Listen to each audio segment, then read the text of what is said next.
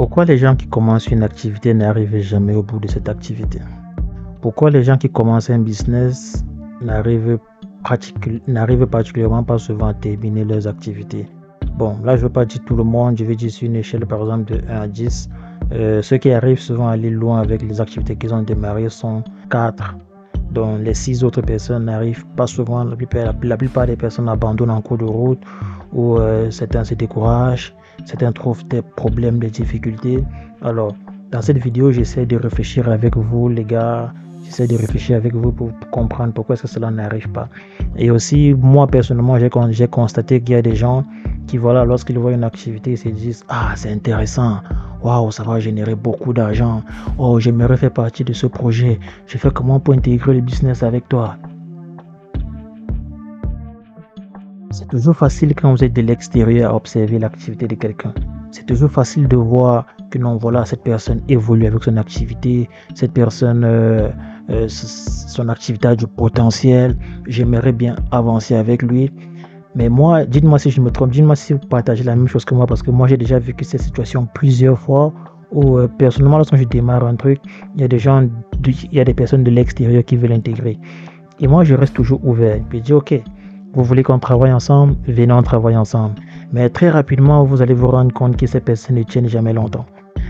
Ces personnes, on dirait que ces personnes veulent être là juste comme pour observer le truc et dire que non, j'étais là quand le truc se créait, j'ai participé à la création. Vous allez remarquer, donnez-leur des tâches. Okay? Moi, c'est la stratégie que moi j'utilise souvent. Donnez-leur des tâches à réaliser, donnez-leur du travail. Vous allez très vite constater s'ils sont vraiment là pour travailler avec toi ou s'ils sont là pour comme observer et dire que je fais partie de la team. Donc personnellement, je parle de ça parce que c'est un point qui ça m'arrive régulièrement et assez. Donc du coup, ces personnes, je me dis, est-ce du feu de paille? C'est une façon d'appeler. Est-ce que c'est du feu de paille ou est-ce que quand vous voyez quelqu'un en train de démarrer un truc, vous vous dites que c'est trop facile? Vous vous dites que c'est facile de démarrer un business, d'être constant. Du coup, vous voulez intégrer... Non, les amis. Quand vous voulez intégrer un projet avec d'autres personnes qui ont déjà démarré, dites-vous que c'est compliqué. Dites-vous que c'est pas facile. S'il est toujours là à pousser, c'est pas évident. Et à la limite, moi, je dirais que l'entrepreneuriat, c'est carrément une façon de vivre. C'est carrément une décision. En fait, c'est pas un truc que tu dis, je veux entreprendre. Est-ce que tu peux entreprendre? C'est pas une question de vouloir, mais est-ce que tu peux?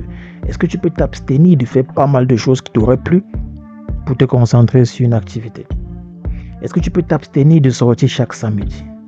Est-ce que tu peux t'abstenir d'aller te faire plaisir à chaque fois? Okay? Est-ce que tu peux t'abstenir de dépenser de l'argent au profit d'aller mettre cet argent dans ton activité? Je dis par exemple, dépenser un argent par exemple pour acheter une chaussure qui coûte cher ou pour acheter une montre qui coûte cher, dépenser de l'argent pour acheter par exemple une chaîne qui coûte cher au détriment de dire ok, je vais acheter tel matériel, ok, je vais acheter le micro, ok, tu dis non, aujourd'hui je vais acheter un ordinateur portable qui va me permettre de faire ceci, cela. Je n'achète pas la chaussure-ci qui est très jolie, qui est très bien pour aller héberger mon site web. Donc c'est ça. Est-ce que je vais pouvoir payer une plateforme web en ligne qui me permettra de rendre mon marketing plus efficace? Il me faut un budget de X. Est-ce que je peux sauver ce montant? C'est vraiment une façon de vivre, les gars. Donc, moi, je dirais, j'aimerais vous lire vraiment en commentaire parce que ce sont des gens qui, moi, je suis fatigué. Hein? Ils sont là. Quand ils vous voient, ils se disent que non, c'est facile, non, ça va donner beaucoup d'argent. Mais prenez les 2 semaines, donnez-leur des tâches à faire. Vous allez très rapidement comprendre des phrases du genre « Oh, je suis occupé, désolé, j'avais un truc à faire aujourd'hui, je suis fatigué, voilà, je vais faire ça demain. » Vous allez tu vois ce genre de phrases. Que non, t'inquiète, demain je vais le faire. Oh, désolé, c'est les désolé. Et c'est là qui fait que je me rappelle d'une phrase du docteur Glenn Lumbisi qui disait si je te prends, si je t'embauche, je ne veux pas écouter tes excuses. Soit tu fais le job que je t'ai donné, soit je te vis. À la limite, les gens vont penser qu'il est dur, les gens vont penser qu'il s'en fout des gens, mais c'est parce qu'on a compris à un moment donné que Les gens veulent venir juste s'asseoir et puis profiter de la gloire du truc. Non, si tu es là, c'est pour travailler.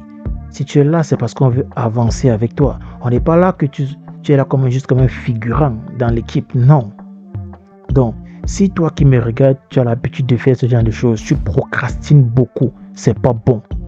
Ça ne sert à rien de partir intégrer l'équipe de quelqu'un qui a déjà démarré son activité pour juste être spectateur. Va vers la personne et demande-lui des tâches que tu pourrais faire. Vraiment, voici une très bonne façon d'aborder souvent ces personnes, ces porteurs de projet. Dis-lui, hey, regarde, ton projet, je pense qu'il est très porteur. J'ai envie de travailler avec toi. Au lieu de dire que tu veux travailler avec lui, dis-lui que donne-moi des tâches à réaliser que je pourrais t'aider à avancer dans cela. Voilà ce qu'on aimerait entendre. Tu veux quoi? Qu'est-ce que tu veux? Tu voudrais que je gère quel aspect de l'activité? Est-ce que tu voudrais que je me concentre sur du marketing? Je crée les affiches et puis je publie, je communique? Ou est-ce que tu préfères que je me concentre sur la partie clientèle, gestion de la clientèle? Ou est-ce que tu préfères que je m'occupe? C'est ça, chercher un aspect précis à leur proposer. Et vous allez voir, ils n'ont besoin que de ça. Moi, j'ai besoin que de ça. Je n'ai pas besoin des gens qui vont me dire je vais travailler avec toi. Non, tu veux travailler comment avec moi? De l'extérieur, qu'est-ce que tu as vu que tu pouvais améliorer? C'est ça qui m'intéresse. Ce n'est pas le fait de t'avoir dans mon équipe, non. C'est le fait de savoir ce que tu peux m'apporter. Une fois cela, vous allez voir que ça sera très facile. Le porteur de projet pourra même dire, regarde, tu te trouves très intéressant et je te propose de partager par exemple les bénéfices ou bien le pourcentage. À part, ça peut être 60-40, ça peut être 70-30, tout dépendra de ce qu'il va vous léguer. Donc, vraiment, les gars, dites même pas en commentaire ce que vous en pensez de ça, parce que moi, je suis comme tanné de voir ça. Les gens se disent que c'est trop facile de se lancer en affaires, et moi, je dis souvent, c'est parce que moi, j'ai une règle qui me dit, que j'ai l'habitude de dire, qui est trop d'analyse paralyse. Je suis dans l'action, c'est bam, bam, bam, bam. Trop de lecture, trop de réflexion, à un moment donné, tu restes sur place, tu ne fais plus rien. Donc les amis, on va s'arrêter là et puis on va se dire rendez-vous à une prochaine vidéo.